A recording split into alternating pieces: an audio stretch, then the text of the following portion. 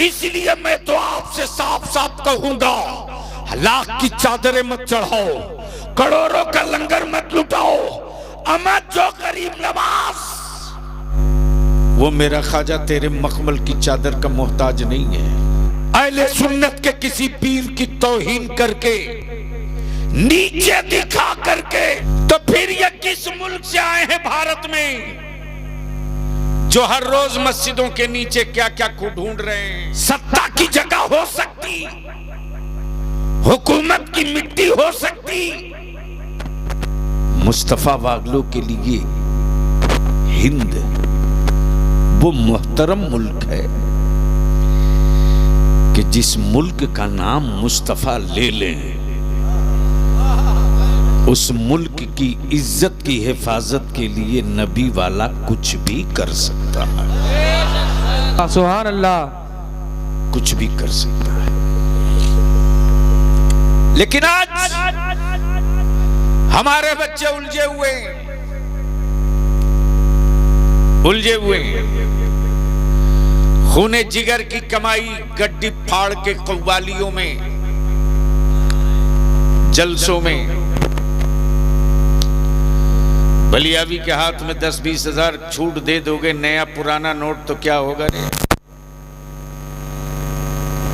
लेकिन फटी ही पुरानी ही अगर 100 की नोट अगर मां को दे दिया ना, क्यों दुआओं के लिए भीख मांगे जा रहे हो चौराहे चौराहे। हक है, बंद करो इस कारोबार को।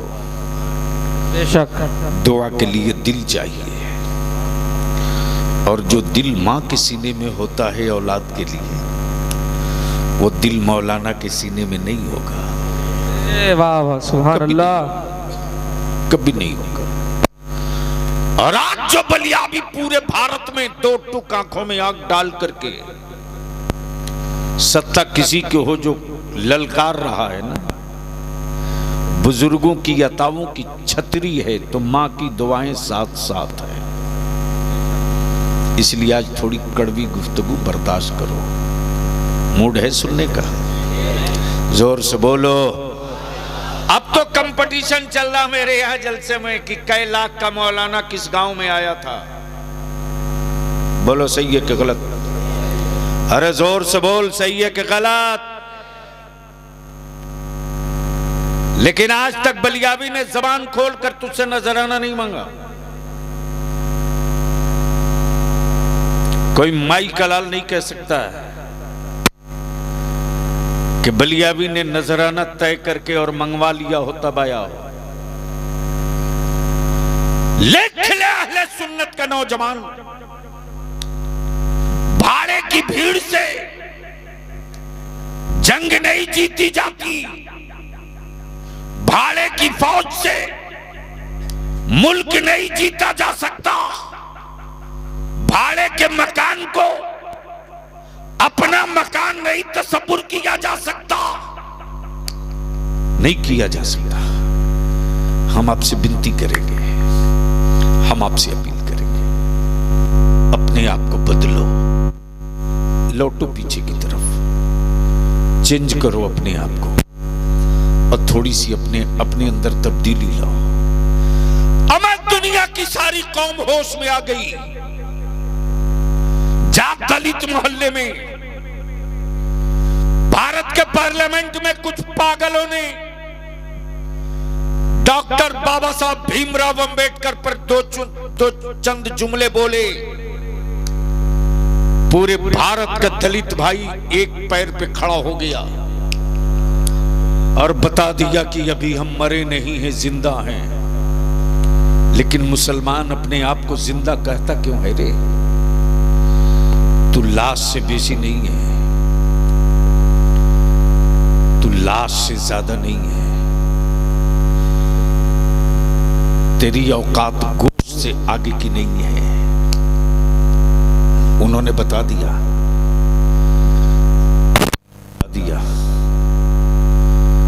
कि जिसने मुझ पर एहसान करके रिजर्वेशन दिलाया है, उसके खिलाफ कुछ भी बोलोगे तो हम सड़कों पर मिलेंगे। लेकिन अफसोस, आका की इज्जत से हर रोज खेला जाए, मेरे नबी की रिफात पर रोज पत्थर मारा जाए, हुकूमत और सत्ता के पाले हुए गुंडे मेरे रसूल करीम की इज्जत पर हर रोज हमला करे। मुसलमान तू एक लाश है रे, तू एक लाश है, और उस वक्त तू लाश रहेगा जब तक अपनी जिंदगी के लिए जिंदा रहेगा। तारीख उनकी बनती है, इतिहास उनका बनता है जो खुद के लिए नहीं जीते, खुदा के लिए जिया करते हैं। सुभान अल्लाह। जो खुद के लिए नहीं जीते, खुदा के लिए जीते, जो अपनी आल के लिए नहीं जीते, नबी के एहतराम के लिए जीते। तारीख उनकी बनती है, तारीख उनकी बनती है। अब थोड़ी सी तवज्जो कर लो हजरात उलमाए कराम, ये थोड़ा सा कड़वा है, उम्मीद है कि इस पर आप एक बार नजर सानी जरूर करेंगे, और आप लोग भी करना। पहले इतने मदरसे नहीं थे, पहले इतने आलिम भी नहीं थे, पहले इतने गांव-गांव हाफिज मुफ्ती भी नहीं थे। बोलो सही है कि गलत? जोर से बोलो ना, जोर से बोलो। आज से 30 साल, 40 साल, 45 साल पहले इतना आलिम नहीं है, इतना मौलाना भी नहीं, इतना मुफ्ती भी नहीं, इतना हाफिज भी नहीं। हाँ, गरीब था मुसलमान, ईमान बड़ा मजबूत था, छत का मकान नहीं था, पुआल का छप्पर था, लेकिन दिल में नबी का इश्क था। सुभान अल्लाह। घरों में टाइल्स और मार्बल नहीं था, लेकिन बेटियां हिजाब में थी, बेटियां हिजाब में थी। गर्चे 3 टाइम नहीं 2 ही टाइम खाता था, लेकिन हराम नहीं खाता था, हराम नहीं खाता। बहुत अच्छा नहीं पहनता था कपड़ा, बहुत अच्छा नहीं पहनता था कपड़ा, लेकिन सूद के पैसे से कभी चप्पल भी नहीं पहनता था। खाना तो दूर की बात रही। दिल लगाइए, तब बलियाबी अब इस मोड़ पर पहुंचा है। मत भागो यूट्यूब की कोक से जन्म लिए मौलवी खतीब के पीछे, मत भागो दलाल वाले पीर के पीछे, मत भागो बुजुर्गों के नाम पर कारोबार करने वाले उन पेशावरों के पीछे, मत भागो बड़ी कॉन्फ्रेंस और जलसों के पीछे। लौटो, लौटो उसी मिलाद की तरफ, पलटो उसी मिलाद की तरफ। मौलाना, क्या गजब का माहौल होता था साहब। जिस घर में मिलाद शरीफ होनी होती थी, जिस मोहल्ले में, सुबह दोपहर से ही चौकी धुलो, जमीन साफ करो, दरी बिछाओ, चादर लाओ, अल्लाहु अकबर। आटे का दिया बनता था, आटे का दिया, उसमें घी डाल के बत्ती डाली जाती थी। और जो मेरे आका की मिलाद पढ़ने आता था ना, वो दारुल उलूम का मुफ्ती नहीं था, वो कहीं का शेखुल हदीस नहीं था। हाथ में मिलादे अकबर, मिलादे गौहर। और जब उस गांव से इश्क का तराना गूंजता था, तो जब हवाओं के कांधे पर सवार होकर वो इश्क का तराना आबादियों से गुजरता था, तो आका की मिलाद इस गांव, इस मोहल्ले में हो रही है।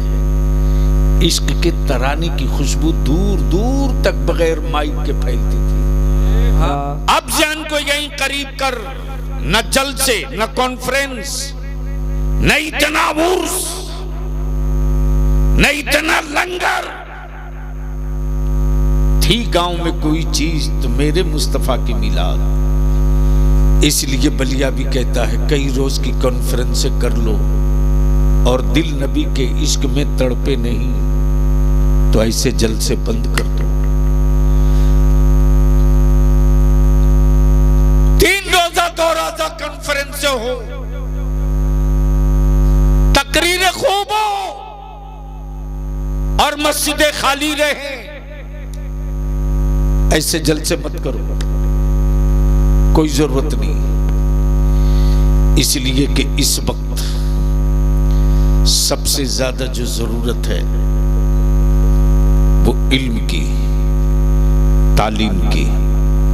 और मदारिस चलाने वालों में तेरी हिम्मत को सलाम करूं, थोड़ी सी और आप मेहनत बढ़ा दो।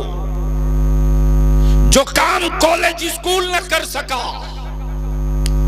वो काम वारिसे पैगंबर ने किया, ये हक है। वो काम आलिमों ने किया। लेकिन यहां एक प्रॉब्लम और भी आ गया है, और भी आ गया। वो प्रॉब्लम क्या है? वो प्रॉब्लम ये है कि अब निजी मदरसे बनने लगे, जाती मदरसे बनने लगे। बलिया भी कहता अल्लाह के वास्ते अब रहम कर दो, मदरसों का व्यापार मत करो, मदरसों का कारोबार मत करो। इसलिए कि मदरसे रोटी खाने के जरिए नहीं है, मुस्तफा के दीन की हिफाजत के जराए मदरसे। वाह वाह वाह। अगर मदरसे हमारे लुट गए तो आने वाले दिनों में हम कहीं के न रहेंगे। इसलिए मैं तो आपसे साफ साफ कहूंगा, लाख की चादरें मत चढ़ाओ, करोड़ों का लंगर मत लुटाओ। अमत जो गरीब नवाज, जो गरीब नवाज भारत के ईमान वालों का मुश्किल कुशा है, जिसके करम की चादर के मोहताज हम हैं, वो मेरा ख्वाजा तेरे मखमल की चादर का मोहताज नहीं है। वो मेरा गरीब नवाज तेरी चादर का मोहताज नहीं है। इसलिए किस्टोपुर के ईमान वालों, दूर दराज से आए हो। मैं जानता हूं ये मेरा नौजवान तबका आज बलियाबी को इसलिए सुनने आया है कि आज बलियाबी फिर हुकूमत को दो हाथ देगा। लेकिन बलियाबी अब इस नतीजे पर पहुंचा है कि मालदा, मुर्शिदाबाद, उत्तर दिनाजपुर, ये पूरा इलाका रडार पर है, रडार पर। हमारे बच्चे बर्दाश्त नहीं, हमारी आबादी लोगों को पछती नहीं, हमारे बच्चों का अच्छा खाना पीना पहनना बर्दाश्त नहीं। याद रखना मेरे अजीज, मैं तुझको ये कहकर जा रहा हूं, पता नहीं जिंदगी वफा करे न करे, रब बेहतर जाने, बंदे को कुछ पता नहीं। हम तुझसे विनती करके कहेंगे मेरे अजीज अहले सुन्नत को टुकड़े टुकड़े मत करो। बहुत टूट चुके। कलीमी है तो अशरफी से बात नहीं करता, अशरफी है तो रज़वी से बात नहीं करता, रज़वी है तो उनसे बात नहीं करता। मैं पूछता हूं, मुझको जवाब दे दो।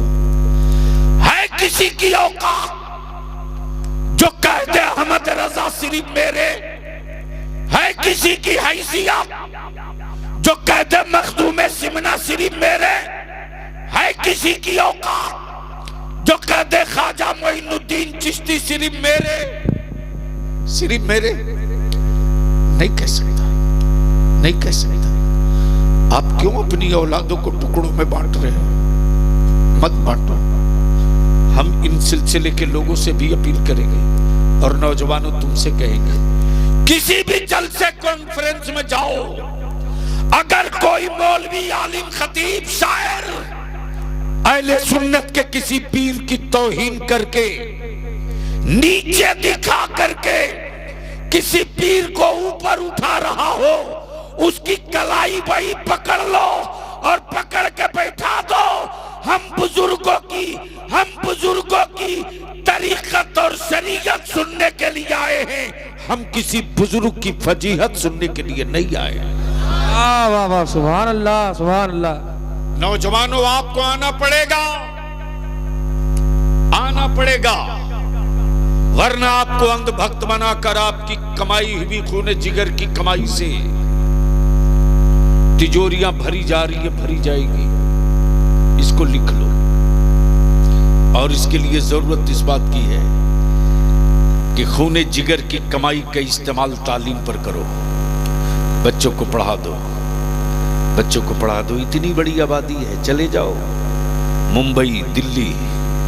इधर मैं जब जाता हूं, आंध्रा, हैदराबाद, कर्नाटका, 80% होटलों में, 80% होटलों में हमारे बच्चे मिलते हैं इसे ला करके। 80%। मैं तेरे घर का आईना तुझी को दिखा रहा हूं, देख ले तू कहां खड़ा। 80% बच्चे।